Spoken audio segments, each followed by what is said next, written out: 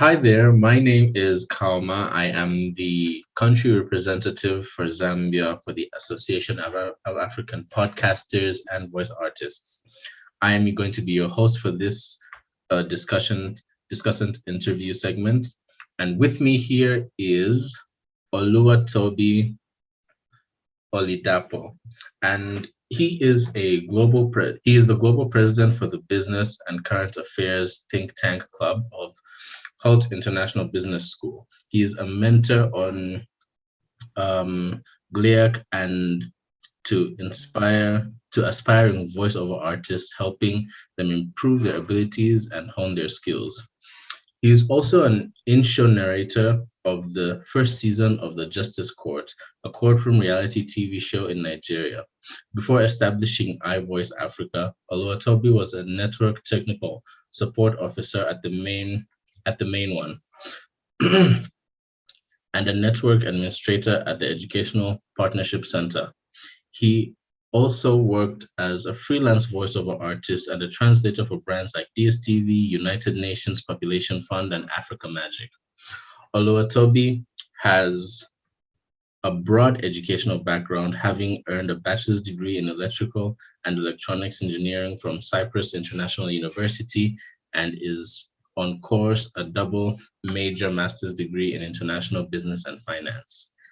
That is definitely a whole lot to unwrap, Oluwatobi. Yeah, absolutely. It's been quite a journey. Yeah. Uh, I did see this introduction coming actually, but thank you so much for the introduction and thank you so much for having me. I appreciate it. Amazing, amazing. Thank you for having spared the time to be a part of the interview as well. We really, really appreciate it. Absolutely, absolutely.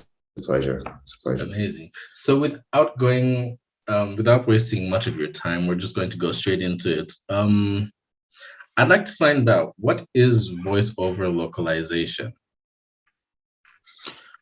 Okay, voiceover localization. I'm just gonna have to break it down in two ways: voiceovers and localization. So, localization is a very broad word, and it encompasses a lot of things that has to do with creating content for people in a way that they can relate with, in a way that they can communicate to, in a way in which the communication in which you're having with them is very relatable, particularly when it's very culturally relatable. When we now have to bring in voiceovers into the picture, then one of these ways in which you can connect to people through their relatable culture is through voiceovers, right? You want to, if you're trying to do a show or an advertisement in West Africa, for example, sometimes you would want to use pidgin because that's what is broadly understood by a majority of people. Somewhere in the South, you're gonna have to talk about maybe Shona or Sosa, languages like that. And of course, so this is where voiceover localization comes in, because you're trying to connect deeply with people in a different dimension. And for sure, when you're communicating with people, the one thing that you want to ensure that happens is they can feel what you're saying, they can understand what you're saying. And so this is the magic that voiceovers does.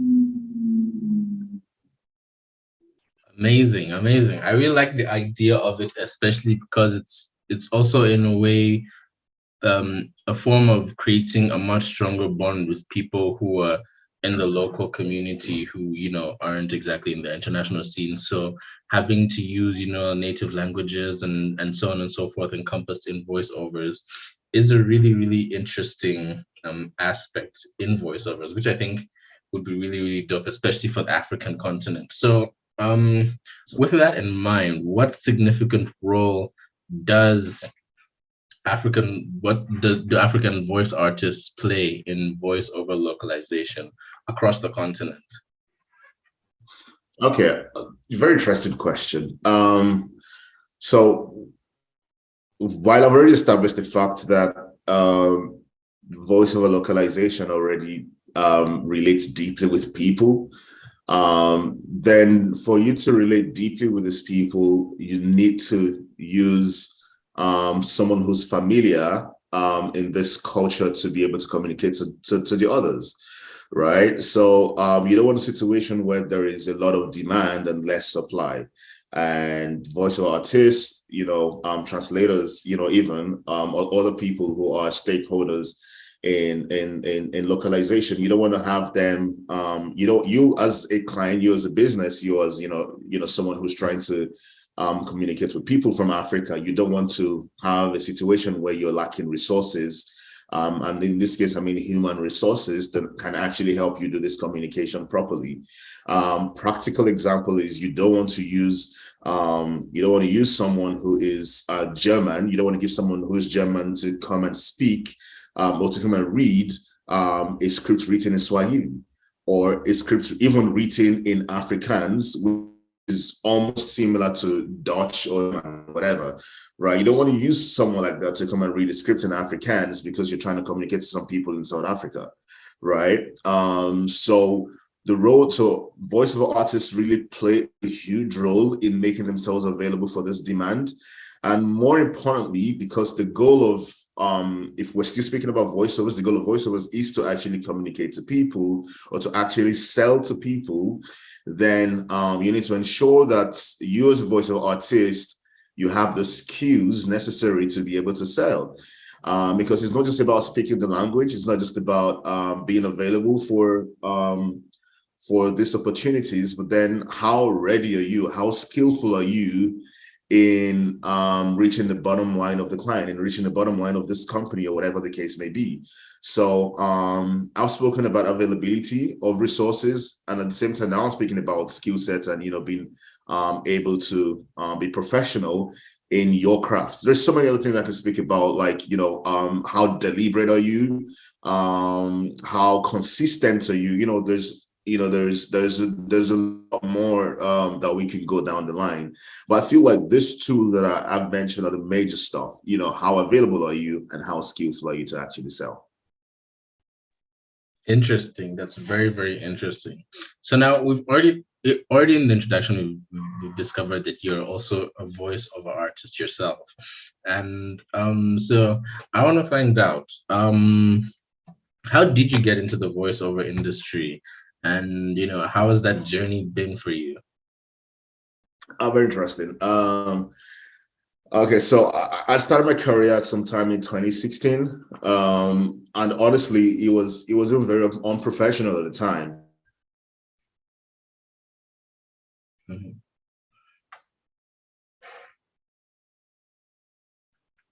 This advertisement for us. I'd never done voiceovers. I had no idea what it meant.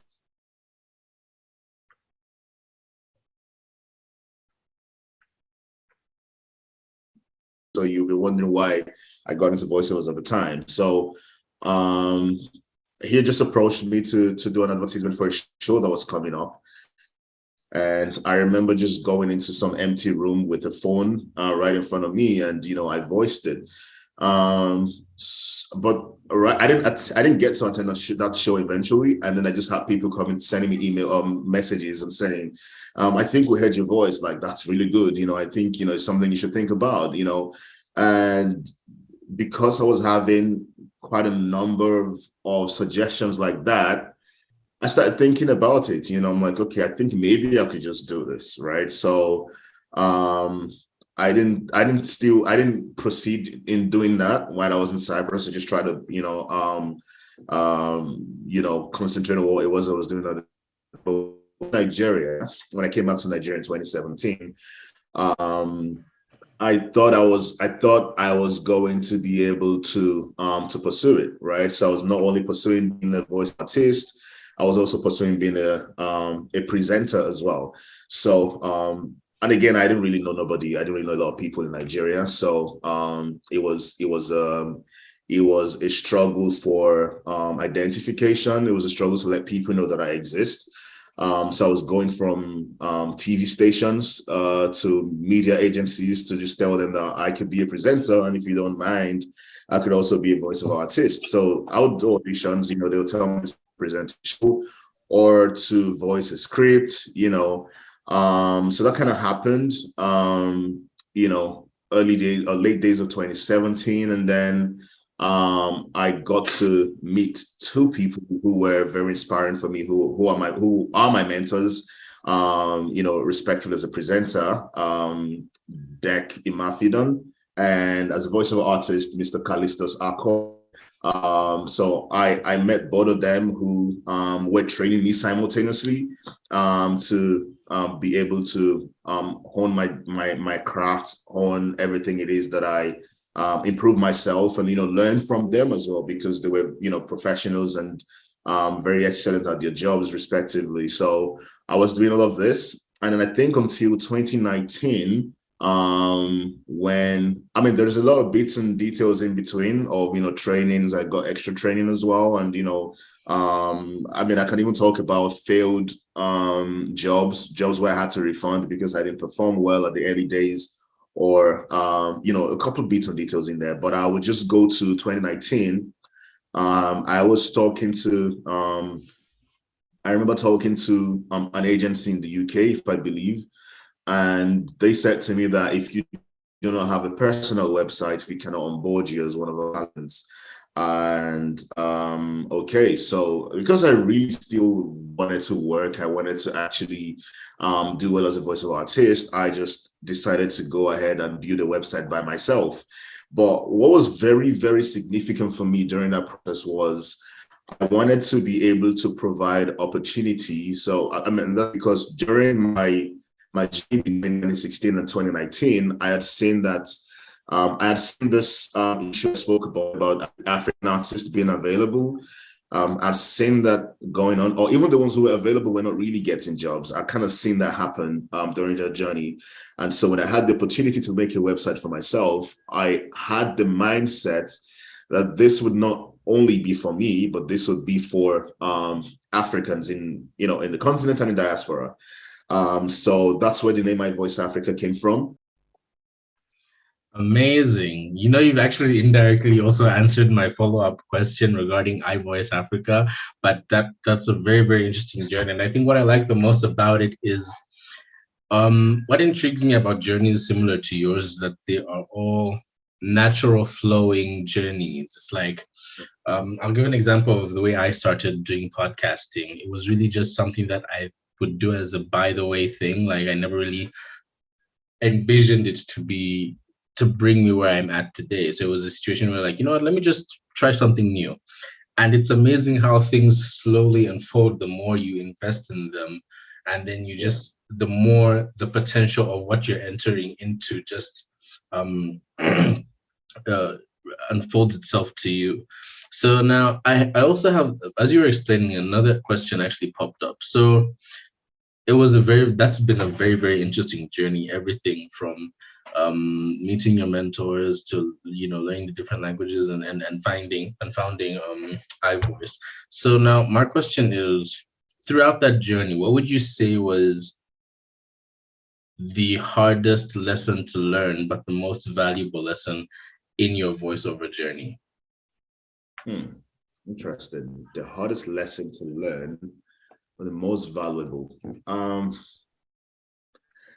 I would say it is authenticity. Right. It is authenticity. My first in studio experience, go back to Lagos, I would never forget it. And I think for everyone who I have mentored, I have said the story to them.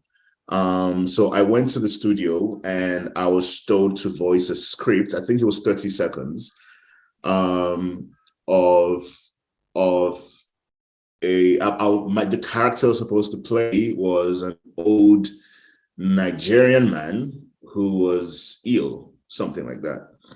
And I was supposed to be as Nigerian as possible, with my accent.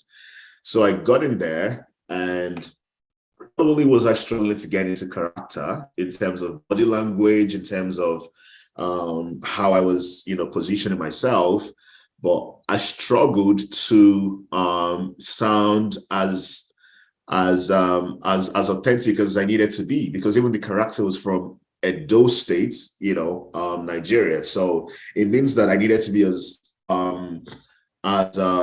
locally sounding as possible. Like I spoke about localization, I wanted to, sound relatable. So I was supposed to sound as relatable as possible, but I found it difficult to actually interpret that paper, to actually interpret that script. And I remember being in that studio for 2 hours, and at the end of that, the director, work with you again. It was like, we shall see. That was the stages of my career. Like I mentioned, it was even the first.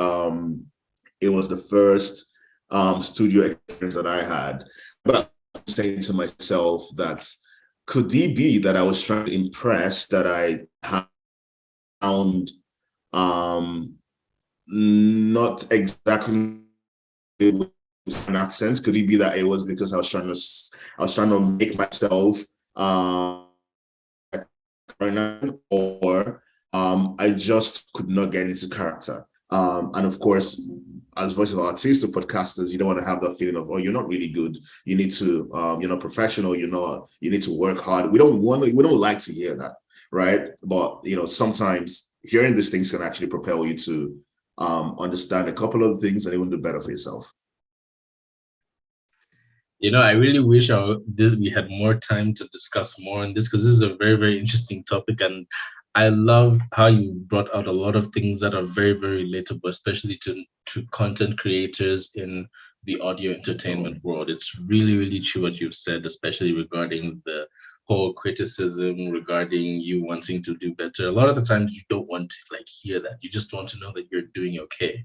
But it's really, really beneficial, because everybody needs that constructive criticism at some point. But otherwise, thank you so much for spending time with us and having given us all this insight regarding the voiceover industry, voiceover localization, and what iVoice Africa does. I'm really, really appreciative, and on behalf of everyone who's listening as well, I think it's safe to say that we have learned quite a bit. Absolutely. I really appreciate having me here and all the conversations we've had. Thank you so much for picking my brain on these questions, and I look forward to the awards. And great job to you and your team.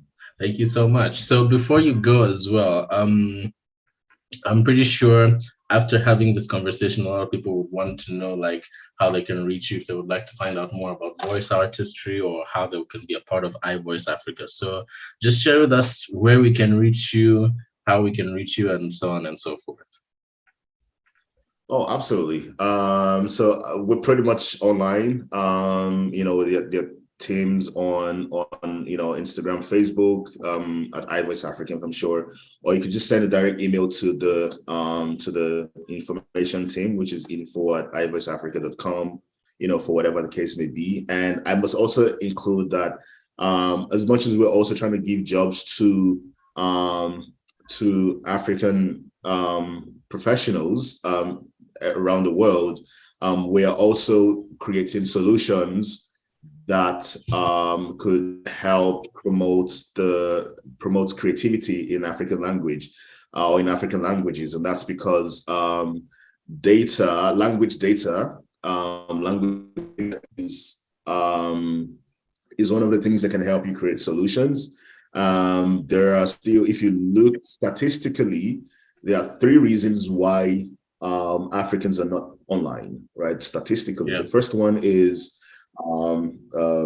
say their affordability. So at the same time, we're trying to answer the question, how can we have more content online? How can we be able to answer that question of African language data?